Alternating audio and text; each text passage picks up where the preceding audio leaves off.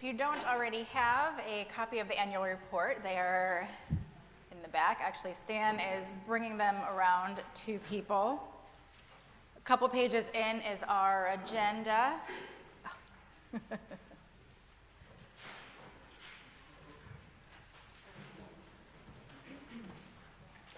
Where is our clerk? David, do we have a quorum? Looks about it. Wonderful. Okay, sounds good. Okay.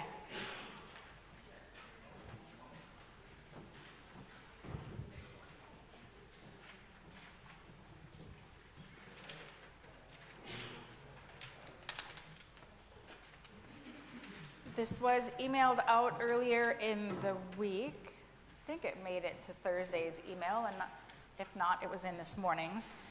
And while we wait for our clerk to get back, you can kind of have a brief overlook. All of our committees have their information in here, so there's lots of good things to be read. So our first order of business then, why don't I just open us in a brief prayer. Holy God, we thank you for this covenant family. We thank you for the work and life that happens out of this building and into the world around us. We pray and thank you for all of the work that you do within each of us and together in our life of faith.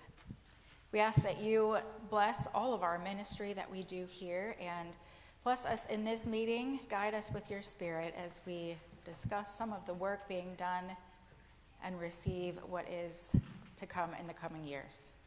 Amen. All right. First order of business to vote on the consent agenda and receive all of the minutes and reports that are in this document.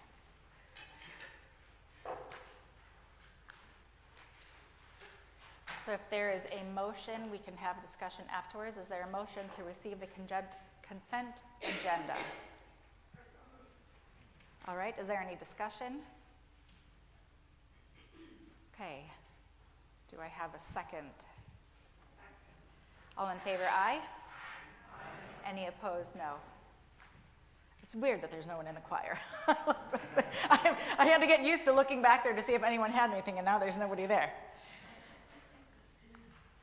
All right, that having been done, old business, I'm not sure that we really have old business. Our newer business, though, is to receive our budget. Session votes on the budget, so we do have one. It's the role of the congregation to receive it and ask questions. So, Jim, do you want to come up and field questions? If people have any, do people have any before we make him walk up here? Or do you want to give some comments anyway? Yeah, let's have, Stan has a microphone for you, and then if people have questions, John can bring you one.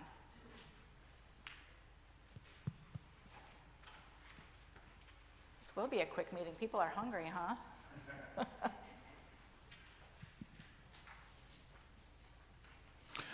Good morning.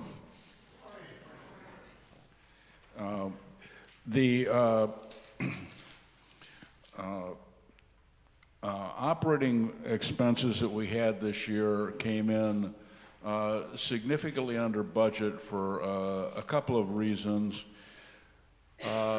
Primarily due to another mild winter where we didn't have the utility expenses we thought we would have, and there really weren't any what I would call major B&G projects.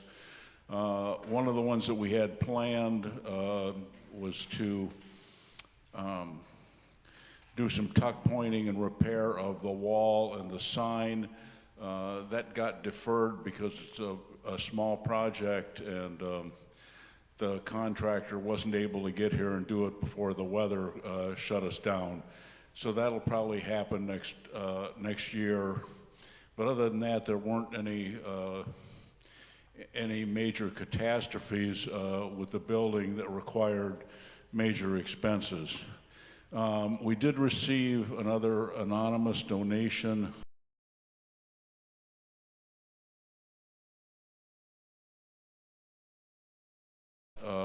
We don't budget for it because we really don't know who's doing it, but we've been blessed to receive that.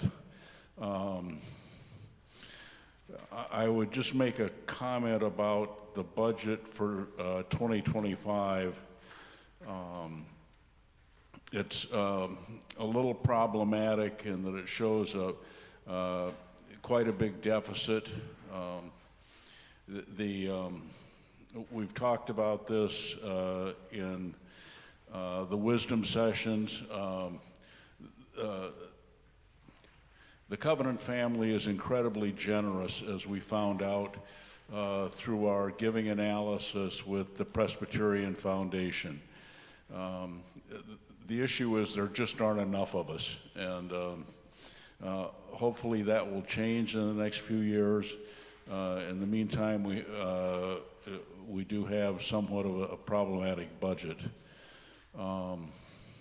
At this point, I'd like to have, if he's willing to come up, Bill Nelson wanted to say a few words about our new online giving portal. Bill, are you prepared to do that this week? Sure. We're going to be rolling this out, and Bill can tell you a little bit about it because he's been the driving force behind it and doing all the work on it. So, Bill, you want to come up?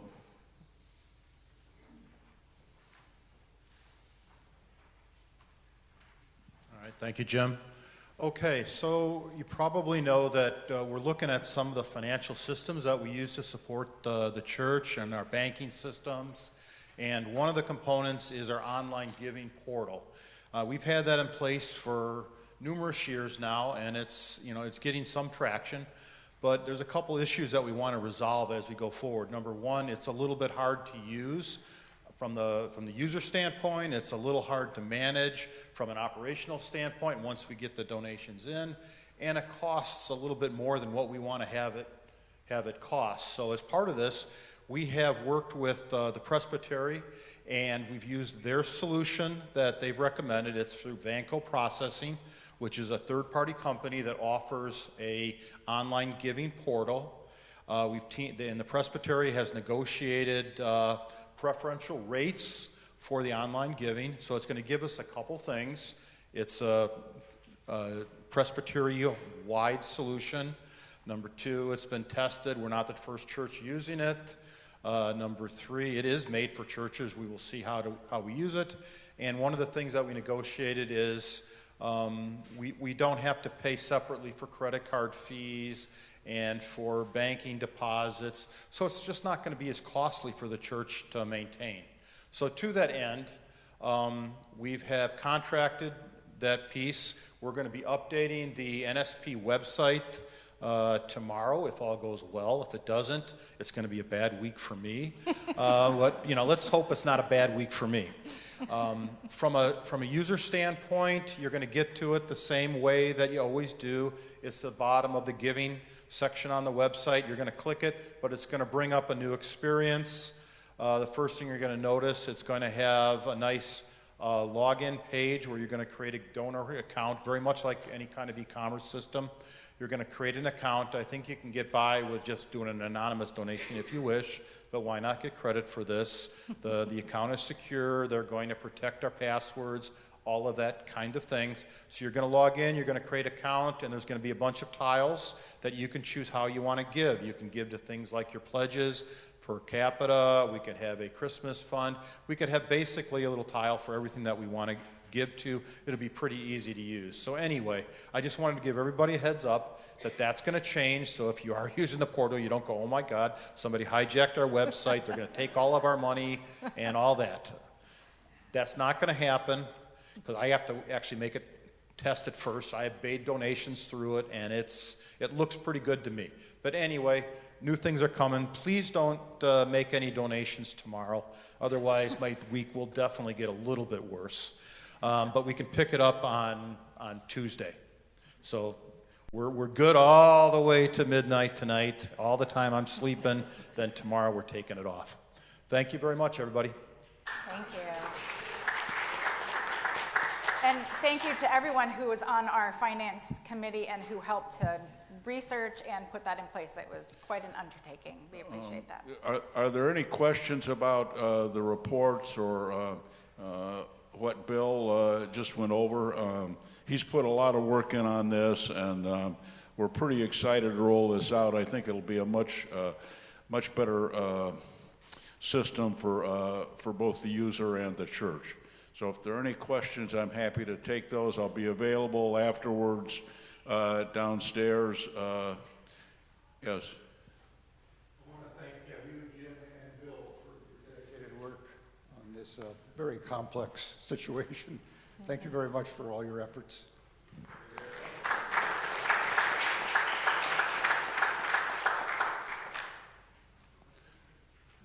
Pat.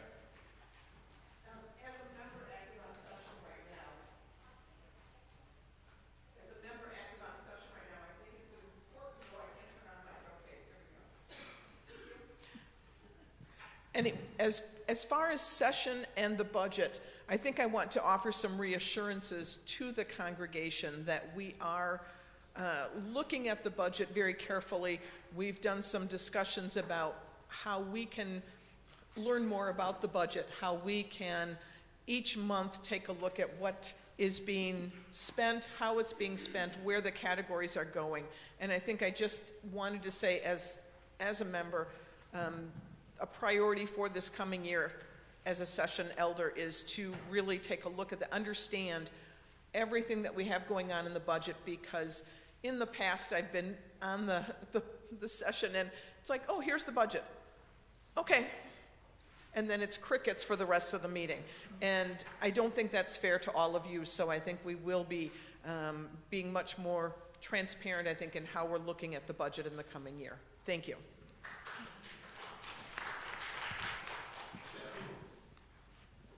Denise.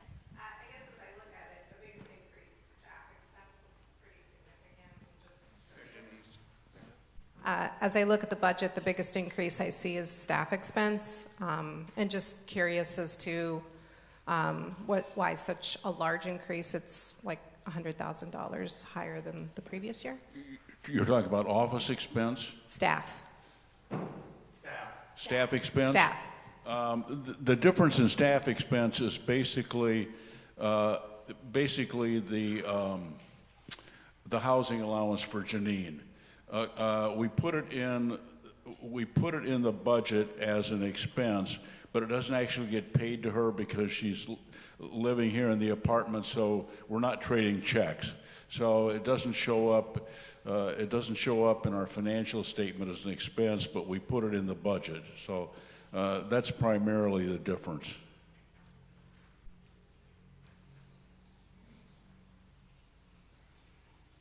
Any other comments or questions? Thank you. Jim, excuse me. One more. So that housing expense, does that housing expense get netted back then at the end of the year? There's no expense and there's no income. It's a wash. Well, where's the wash side of this? We put it in the budget. It goes in as a personnel expense as part of her terms of call. Right. It also in the actual financial statement, it doesn't show up as income and it doesn't show up as expense. So there's zero impact on the budget. Curious. Thank you. So if I'm hearing you right, what'll happen is this is our budget, and then at the end of 2025, when we look at the actual expenses, because there's that little portion or big portion, whatever it is, for housing, that kind of is that wash, that'll actually, the actual number will be a little lower because of that housing piece. Right. We could trade checks and it would show her paying more and we would be receiving more, so it'd be $25,000 or $30,000 would be added to the income and $30,000 would be added to the expense.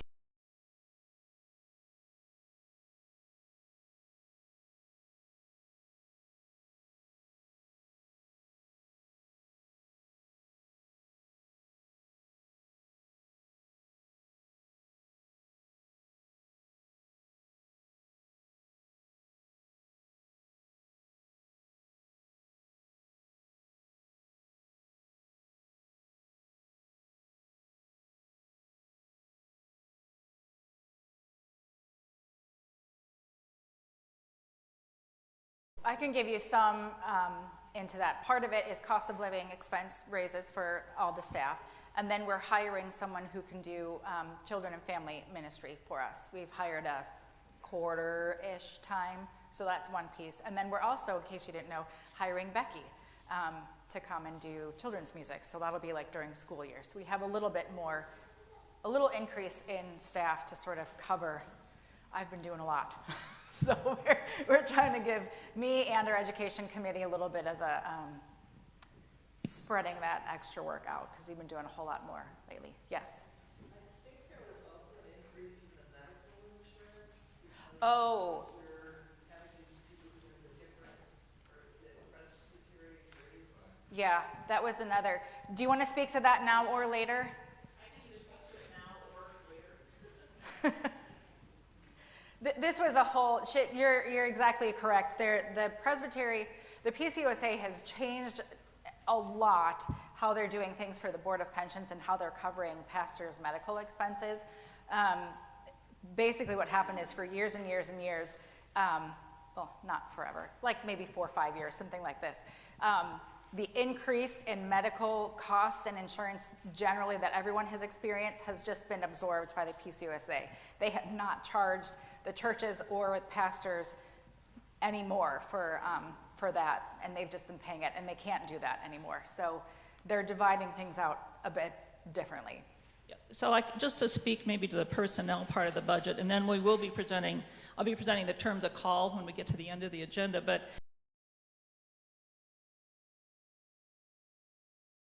to Janine's point, we did add some extra in the budget for a new position that we're seeking to fill that will support Christian ed and also kind of volunteer efforts within the church.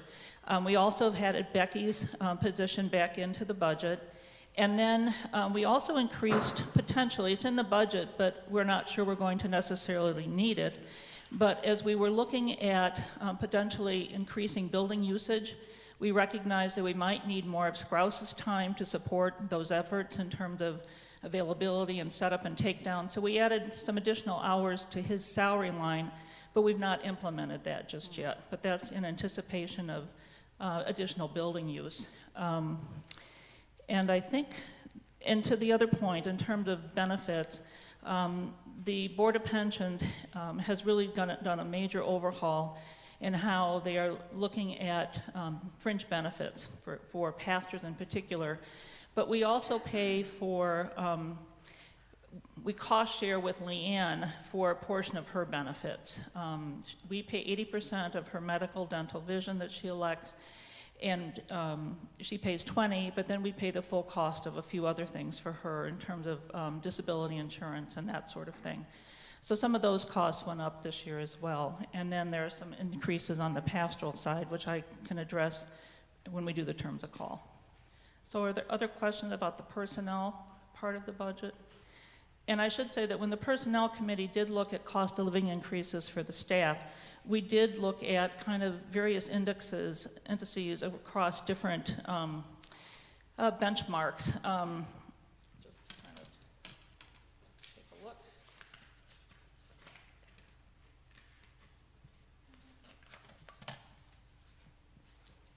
We looked to see what the Society of Human Resource Managers, in their surveys, what employers were anticipating for salary increases.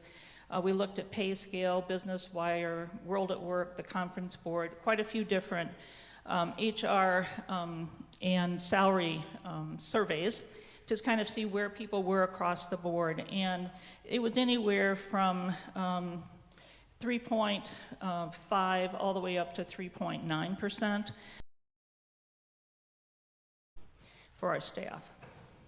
So that's what our current staff received in terms of a cost of living increase.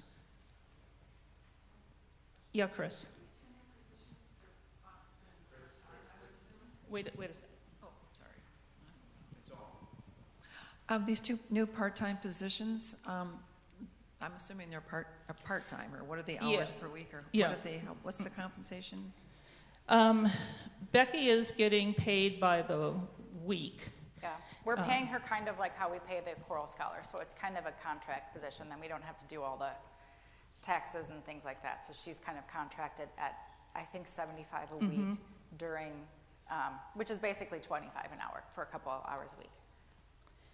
And then for the new position, I'm just kind of looking here. We were thinking 20 to 25 Yeah, $20 to hours a week. $25 an hour. We're really not sure.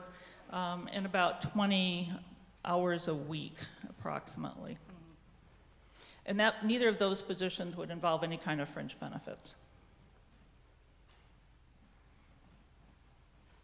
And none of the other positions do either. The only positions that have any kind of fringe benefits are Pastor Janine and Leanne.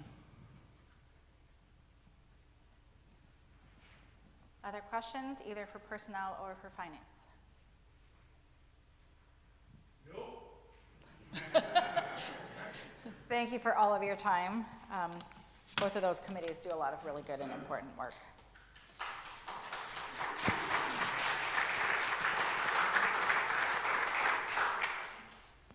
All right, a big part of the work this past year has been with our task forces, and so I wanted to, for people who are here and haven't maybe heard some of the Sunday morning Minute for Commission, I want to make sure that we all can get a sense of the good work that we're doing from these.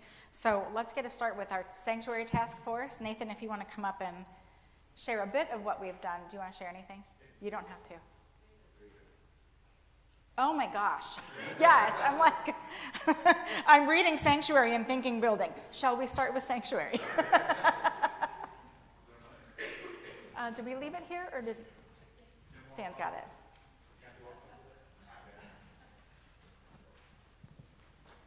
Okay, well, you are sitting in the result of the work of the Sanctuary Task Force, which is both more than we had last year and less than we had possibly envisioned. We had some good meetings last summer and talked about, do we make it a more intimate space? Do we tear everything out and put things in at an angle? Do we get rid of pews and have chairs? So there were many ideas floated, and then we found out they would be very expensive. We had one meeting with an architect. I am glad we did not sign contracts or pay fees to the architect, but we realized it was a much bigger job than we had envisioned, and also Ed was very helpful with explaining the logistics to us as far as what would be involved in such a change.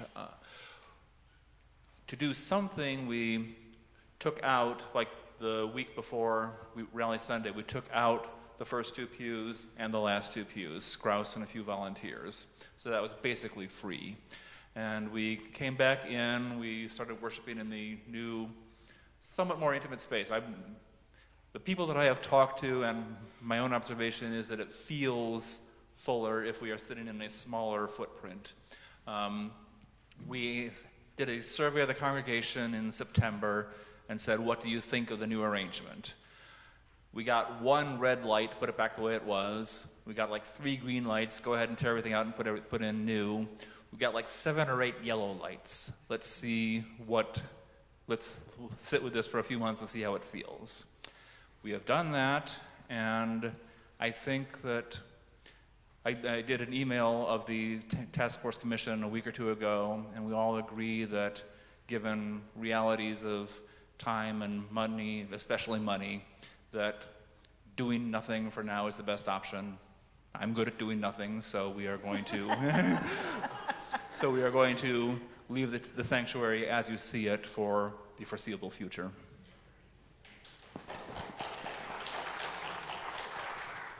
There were lots of really good conversations and things to consider. The Sanctuary team did a really good job, I think, of really discerning and sitting with the realities of what we have as far as space and finances and amount of people that come. I have really enjoyed having more space up here. It allows me to be closer to you. I love being able to be closer to you with our smaller communion table. This is intimidating a little bit, this like huge. I think that was one of the things I thought when I first came here. I was like, that's a huge communion table. How do we fill that? So this feels a little bit more intimate. And the kids just being able to like be more comfortable and having a conversation up here instead of like feeling like they're on stage a bit. So, and I've appreciated how the Sanctuary team has tried to help us learn and think about how we can live into this space a little bit differently by having the brass quartet and the string quartet this allowed for our choral scholars and such to be closer to you during the Christmas Eve service. My one and only hope would be that at some point we could do something with the weird floor. If you notice, we have the two different types of floor, and so we filled in a little bit with carpet, but it would just look a little bit nicer. And then our piano could come forward. So those are my only thoughts, but I've really appreciated being able to worship in this space in this way. Okay, so that I ask for the right person to come forward. Dana, talk about the neighboring initiative. All right, well, good morning. I hope that I see all of you downstairs because I have a little flyer that we've made up if you want to take it and think about what we're doing with Neighborhood Initiative. I had a chance to talk to you all a few weeks ago if you were in service during Minute for Mission, but this is the newest committee of NSPC, and we really just got kicked off officially I think it was end of June. And honestly, we've done quite a bit on the committee since then. So Neighboring Initiative, just to back up for a second, it's really being intentional and thinking about how we, as NSPCers and our Covenant family, really serve as neighbors in this community. And honestly, we've had a lot of discussions about how we've defined our neighbors, because you can go far and wide, and how is that different than mission? And I think what we've settled on for now is really looking at the community of Shorewood for sure, and then I would say the things that are going on in the North Shore in general. But it's different than mission, where some of our mission projects are really even broader than that, into the city of Milwaukee and further. And so when we think about Neighboring Initiative, it's really showing that building those relationships in the community, participating in the events like the 4th of July parade was one of our first things that we did. Participating in events, and then really thinking of ways, and Janine honestly has been such a nice inspiration with this, is just thinking about ways to be a neighbor, showing caring and concern. So Janine, one of the ideas we're going to implement this spring is building a nice little thank you basket for all of our delivery drivers, just having some water and snacks in there when they drop things off, things you would think about doing in your own home, really. This is, just think of it that way. So we've had a lot of fun. We started out with the 4th of July parade, as I mentioned. We had a block party where we invited the neighborhood, and one of the comments I loved actually came from David Llewellyn, who said, "It was so nice to see so many kids that I did not recognize." So we had kids from the neighborhood here and their parents, and it was just a really great afternoon. Again, I also want to say thank you to all the people who have helped with this, because these things take a lot of volunteers, and so we've had a great turnout so far with our events. We had another Halloween party, or another party here on Halloween, and we also welcomed the Lake Bluff school kids and teachers. They used this site as their evacuation site. So the day they came over to practice, Janine had prepared a nice welcome packets for them and their classrooms, and my neighbor kids who go to Lake Bluff came over later and said, "Hey, we got something really cool from your church. We got these pineapple stickers and this fun little note from your pastor." And so the word is getting out there. So again, I'm really excited about this committee. We have a wonderful group of people. We don't necessarily need more people on our committee. You're always welcome to come to a meeting if you're really dying to be part of a meeting. But I would say really our hope for this year is to come to our events, just be part of it, be present, show the love that this congregation is so good at showing to everyone, and then being willing to help out occasionally on some of our volunteer stuff. So again, I've got more information downstairs. I'd love to talk to you about it. Thanks. Thank you. It is definitely the committee that we have not had a hard time filling. People are very excited about it, and basically just really need those volunteers. It's because we don't do little things.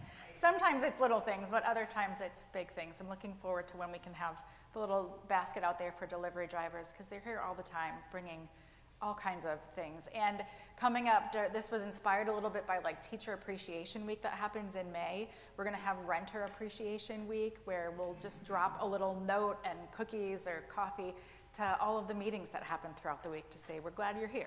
And so just simple ways of actually, like Dana said, how you would be a neighbor in your own home, since this is our home. And for me, literally.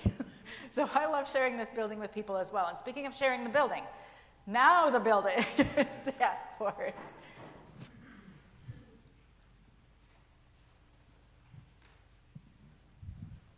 Good morning, everybody. So for the Building Task Force, we started out last spring when we were doing the visioning meetings during church. We would have people join in, and we had a really good, solid core group of people who were very interested in seeing what we could do with our building so that instead of just being a liability on our balance sheet, that it could be more of an asset.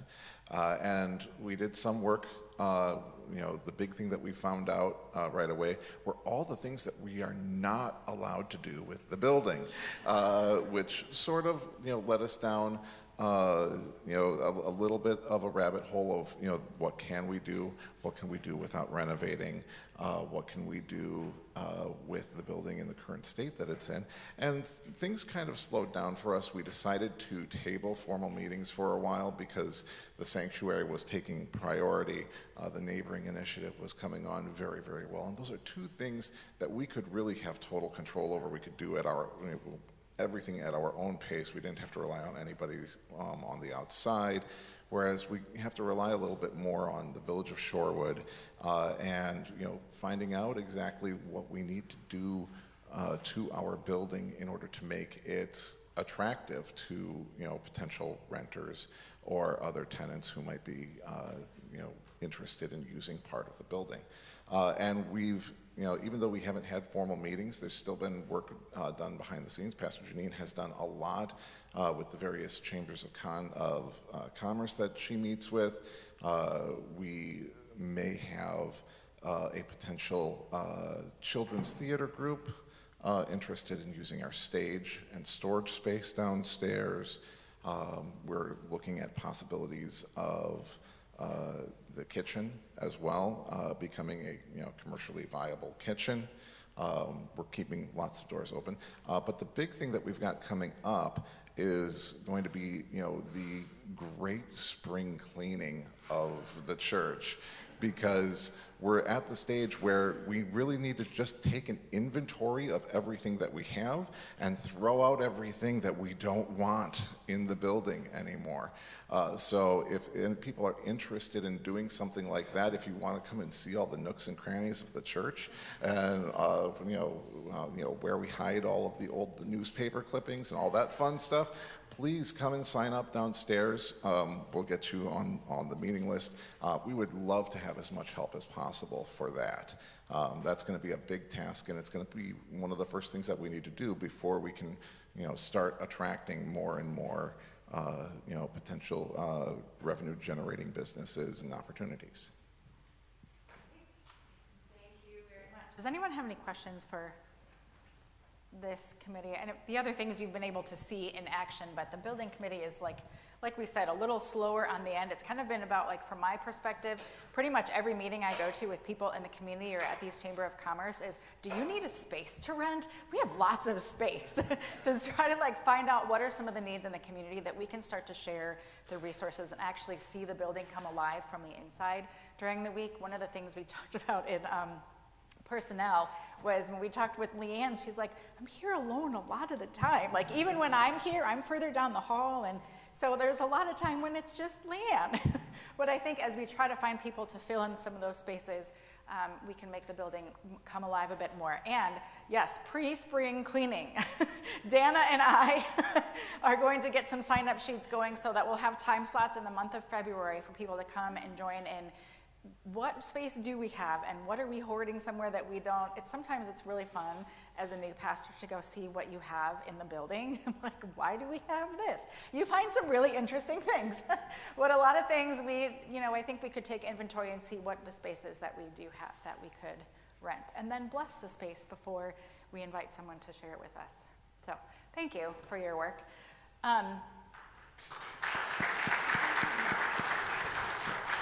Okay, back to our last thing, terms of call, and I think that is still on. So I'm going to let you all discuss. And where will we find you when we're done? Will you be close by? Like the probably around the hall, okay.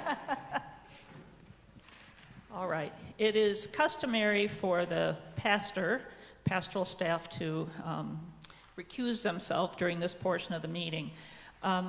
due to varying circumstances, I've not had to present terms of call since January of 2020. So I thought it might be helpful just to kind of have a little review. During this interim period, as you may recall, the terms of call are presented for called and installed pastors. And so we had Pastor Nicole with us as a bridge pastor and then as an interim pastor, and those were contracted positions. And then last year, we had already approved Pastor Janine's salary when she was called to her position. So we did not present terms of call last year either. So this is the first time. So the proposed terms of call are in the back. I kind of think this last page of the book. And you'll see that pastors have within the Presbyterian Church, pastors have the discretion to split their salary, their total salary, between salary, housing, and then in this case, utilities as well.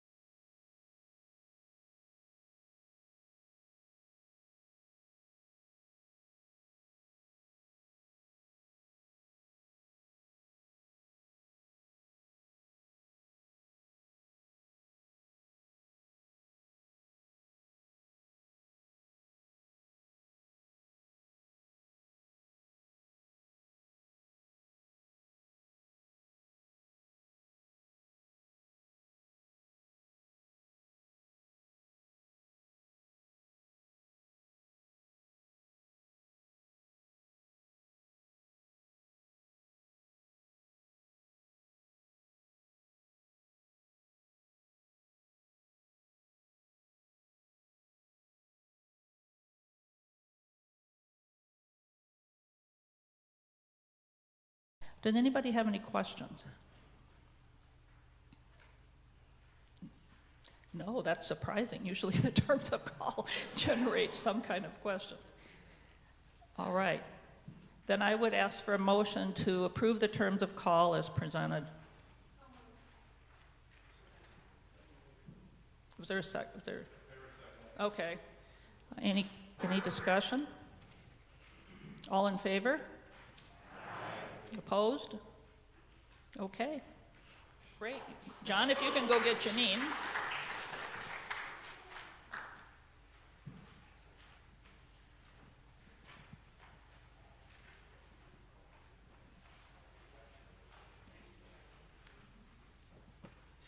I took my microphone off already. So, all right, I think this concludes our meeting then, as I hobble back up front in my tennis shoes and not my boot, thankfully. Yeah. Yes. There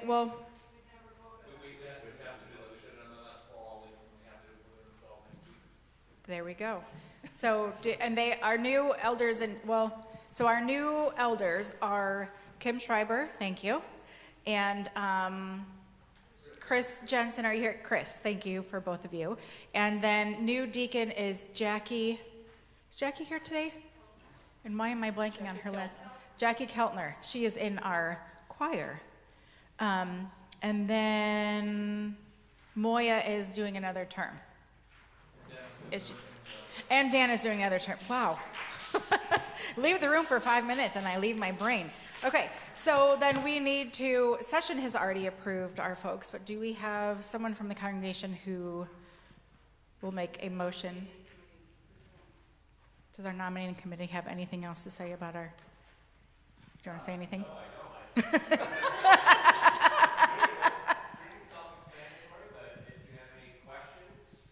I don't know. Hit me.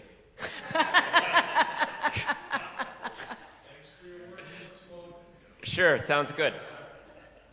I will just briefly add that as we were talking and thinking about who we might like to ask, one thought was that if Dana would be so willing to stick around, then we would have some continuity between PNC and on session before and continuing to be on session, so it wasn't just my first year that we have that coming through. We also wanted someone who has a child in the in the community, so we could be thinking about that kind of thing, and someone who has never served as an elder before, which is somewhat rare in the world. Chris, thank you for that as well. Chris brings many other talents that I think we don't have on our session currently. And then Jackie, if you don't know Jackie, she is the dearest soul. So she's just really good, I think, at caring for people, so she's going to make a wonderful addition. And now, I don't even know who we nominated for officers of the corporation. We have Are they Karen in there? Thank you. Karen Purcell sitting right behind me is our president. Linda Lasser, I did not see here this morning. Nope. Recovering from hip surgery. Jim McCracken, treasurer. He's probably there. There he is. And finally, our favorite secretary of all time, David Llewellyn. Yeah. Thank you for jumping in. This is why we have a nominating committee. Thank you for that. That's true. And some former clerks who can help me remind what needs to happen at these meetings. Okay, any other questions, comments? Do we have a motion? And is there a second? All in favor, aye? Aye. Any opposed? Wonderful, and thank you. And we will be ordaining you next week, ordaining and installing. Okay, that concludes business. Right? Okay. Aside from, I do think we need a motion to adjourn. Yes? Adjourn and eat and say grace. Yes. Is there a second? All in favor? Yay! Okay, let's eat. Let's pray real quick. God, we thank you once again for all of the work being done in this community, and we thank you for the space that we have, both in this sacred space of this sanctuary and in this building that we are blessed with to occupy, and in our community around us. We ask that you bless the food that has been prepared for our potluck and bless our covenant family fare. Amen.